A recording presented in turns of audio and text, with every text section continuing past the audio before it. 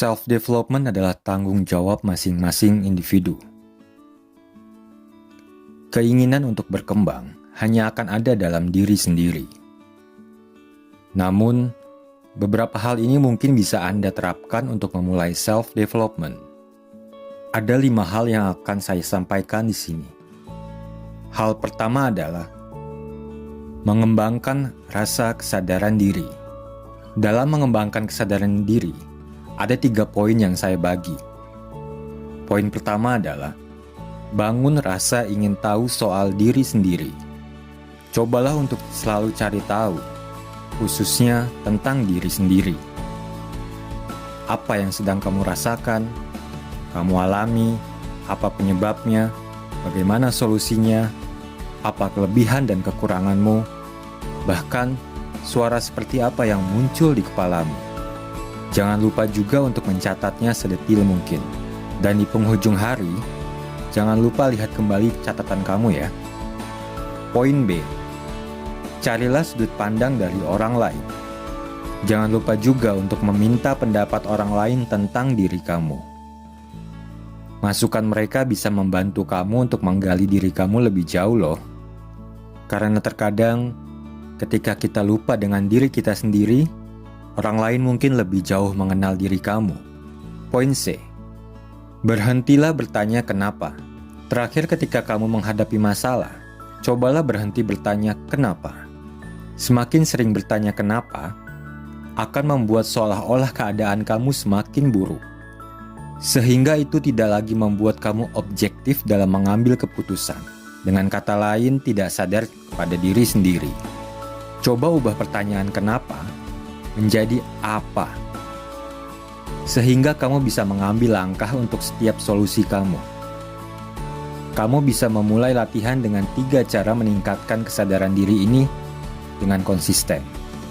Sobat Golden, saya ingin menyarankan bagi kamu yang ingin lebih tahu tentang kesadaran diri, kamu bisa ikuti program self-awareness di beberapa pelatihan yang ada ya. Poin kedua, meningkatkan kemampuan secara terus-menerus. Ini sangat penting karena kamu harus selalu update kemampuan apa saja yang harus dimiliki, sesuai dengan tujuan kamu tentunya, dan sekaligus merefresh atau bahkan menambah kemampuan yang sudah dikuasai sebelumnya. Di zaman 4.0 yang sedang menuju 5.0 ini, segala sesuatunya bergerak sangat cepat dan memiliki hal yang baru. Jika kamu tidak dapat mengikutinya, kamu akan tergerus oleh zaman ini. Poin ketiga, memiliki tujuan hidup yang jelas.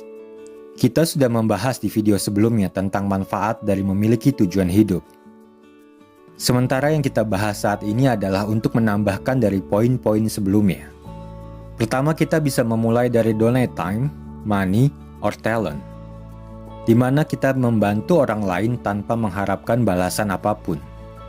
Bantuan yang diberi dapat berbentuk kegiatan volunteer, sumbangan, hingga perbuatan baik lainnya kepada orang-orang yang ada di sekitar.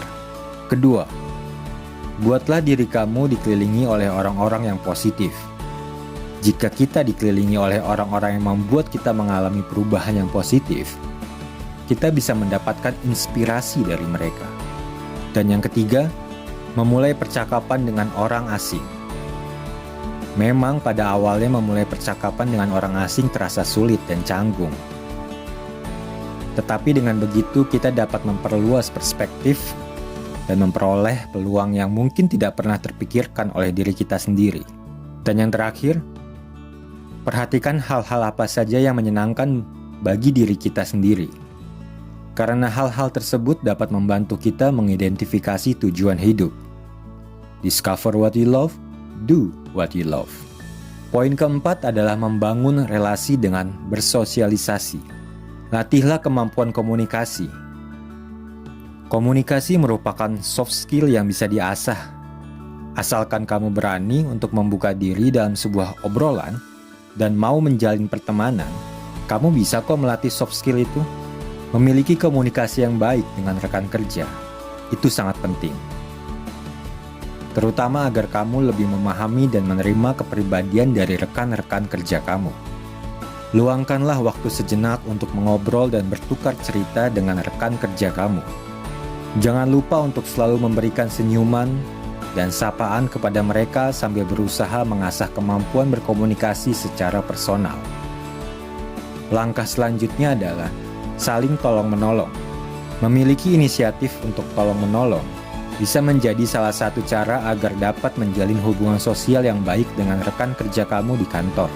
Berikan bantuan kepada rekan kerja kamu yang sedang membutuhkannya. Tentunya tanpa ada rasa pamrih atau ingin dibalas. Misalnya ketika salah satu rekan kerja kamu sedang dikejar deadline pekerjaan. Kamu bisa memberikan bantuan untuk meringankan beban mereka. Dengan catatan, pekerjaan kamu sudah selesai ya. Atau saat salah satu rekan kerja kamu sedang menunggu transportasi, kamu bisa loh mengajaknya pulang bersama. Kebaikan yang diberikan pada saat yang tepat atau ketika orang benar-benar membutuhkannya akan membuat momen ini sangat diingat dan tidak terlupakan. Jalin hubungan pertemanan di luar kantor. Tidak hanya di kantor saja. Ketika kamu sedang berada di luar kantor atau saat hari libur, kamu bisa menjalin hubungan sosial yang baik dengan mereka. Kamu bisa mengajak rekan kerja kamu untuk jalan-jalan saat weekend. Atau jika kamu berpapasan dengan mereka di tempat umum, berikan senyuman dan sapa rekan kerja kamu. Atau jika memungkinkan, kamu juga bisa merencanakan liburan bersama ke tempat yang baru, yang belum pernah dikunjungi. Terdengar seru ya. Langkah selanjutnya adalah jadilah pendengar yang baik. Ada saatnya rekan kerja kamu mengalami masalah dan membutuhkan teman curhat dan mendengarkan semua unek-uneknya atau keluh kesahnya. Kamu bisa menjadi pendengar yang baik bagi mereka untuk sekedar meringankan beban mereka yang sedang mereka alami. Posisikan dirimu sebagai pendengar yang baik dan aktif. Aktif dalam hal ini adalah dengan memberikan saran ketika rekan kerja kamu memintanya ya. Namun tidak selalu semua rekan kerja yang sedang dalam masalah membutuhkan solusi dari kamu. Ada kalanya mereka hanya ingin didengarkan atau butuh teman cerita saja. Langkah selanjutnya yang tidak kalah pentingnya adalah jujur dan terbuka. Sekedar basa-basi saja seringkali membuat hubungan sosialmu hanya berada di level yang sama. Jika kamu ingin meningkatkan hubungan sosial, hindari memberikan tanggapan yang hanya sekedar basa-basi dan terlalu fokus untuk menyenangkan hati rekan kerja kamu. Terkadang jujur memang tidak menyenangkan di hati orang lain. Namun, mereka pasti akan mengerti bahwa kamu peduli dengannya. Misalnya seperti ini, jika hasil kerja temanmu kurang maksimal, maka kamu sebaiknya jujur kepadanya, agar ia bisa memperbaiki kesalahan dan hasil pekerjaannya. Dan berikanlah apresiasi pada rekan kerja kamu sesuai porsinya. Tidak dilebih-lebihkan, atau tidak juga memberikan pujian sama sekali atas hasil kerja mereka. Dengan begitu, rekan kerja kamu akan merasa bahwa kamu peduli dan menghargai mereka. Poin kelima adalah poin yang terakhir. Poin ini cukup penting dalam sosialisasi, yaitu tidak gentar menerima kritikan. Ada beberapa poin yang harus teman-teman pahami dalam tidak gentar menerima kritikan. Yang pertama adalah, pahami kalau pasti akan ada orang yang tidak suka padamu. Mustahil bagi kamu menyenangkan hati semua orang. Pasti akan ada orang yang tidak suka padamu. Entah apapun itu yang kamu lakukan. Ada kalanya seseorang asal mengkritik karena mereka tidak suka padamu. Dan kamu perlu paham kalau orang seperti ini memang ada. Jadi, kamu bisa belajar menilai mana kritikan yang sesungguhnya, mana kritikan yang bersifat menjatuhkan. Poin B. Pahami kalau tidak ada yang sempurna. Ini wejangan yang sebenarnya sering sekali kita dengar dan nyaris mainstream. Tapi ini penting. Pahamilah kalau tidak ada yang sempurna di dunia ini. Sekalipun kita hidup seakan dituntut mengejar kesempurnaan, kamu akan melakukan kesalahan juga kok. Kamu akan melewatkan satu atau beberapa hal. Kamu akan keliru. Dan itu semua sangat wajar. Namun, itu bukan alasan untuk membenarkan kesalahan kamu. Kamu perlu bangkit dari kesalahan dan tidak pernah mengulanginya lagi. Kemudian poin C. Jadikan kritikan sebagai kesempatan kamu untuk belajar. Kritikan memang sulit diterima bagi sebagian orang. Apalagi kritikan pedas yang benar-benar menyakitkan hati. Cobalah pandang kritikan tersebut dari sisi yang berbeda. Ambil kesimpulan dari kritikan itu dan buang kata-kata yang menyakitkannya. Dengan ini, kamu akan menjadikan kritikan sebagai kesempatan belajar. Jangan terlalu lama berkubang dalam emosi. Segeralah bangkit dan perbaiki diri. Poin selanjutnya adalah poin D. Jangan biarkan kritikan mendefinisikan siapa kamu. Kritikan bisa bersifat membangun, bisa juga bersifat menjatuhkan.